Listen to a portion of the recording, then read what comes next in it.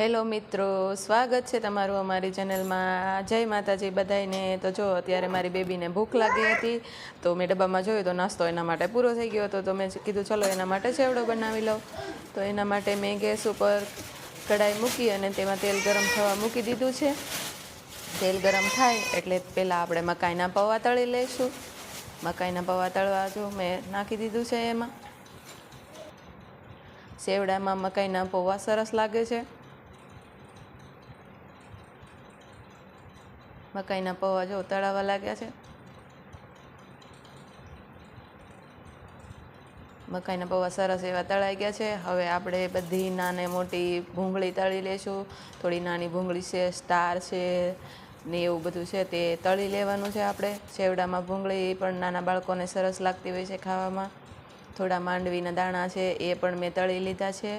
અને હવે આપણે મીઠા લીમડાના પાંદડા પણ તળી લઈશું।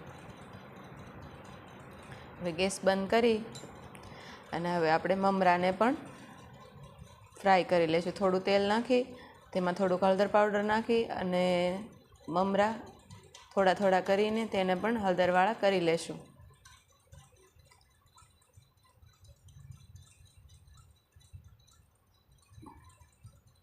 મમરા પણ સારી રીતના થઈ ગયા છે જો। હવે આપણે બધો ચેવડો મિક્સ કરી લઈશું સારી રીતના।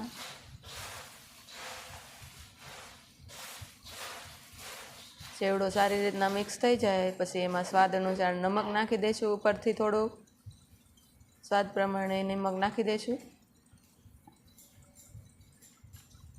થોડી 1 ચમચી જેટલી ખાંડ ઉમેરી દઈશું એમાં। નાના બાળકોને થોડોક ચટપટો સ્વાદ આવે તો સરસ લાગતો હોય છે।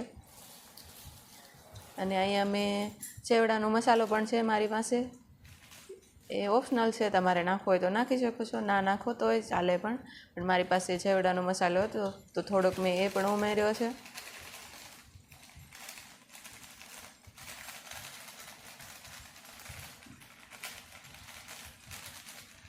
મસાલો નાખી અને મીઠા લીમડાના પાન પણ નાખી દીધા છે એમાં। તો તમે જોઈ શકો છો મિત્રો, સરસ આપણો ચેવડો બની ગયો છે અને મારી બેબીને પણ ખૂબ જ પસંદ છે। તમે જુઓ તો મિત્રો, મારી રેસીપી ગમે તો લાઈક કરજો, શેર કરજો, સબસ્ક્રાઈબ કરજો। જય માતાજી બધાને।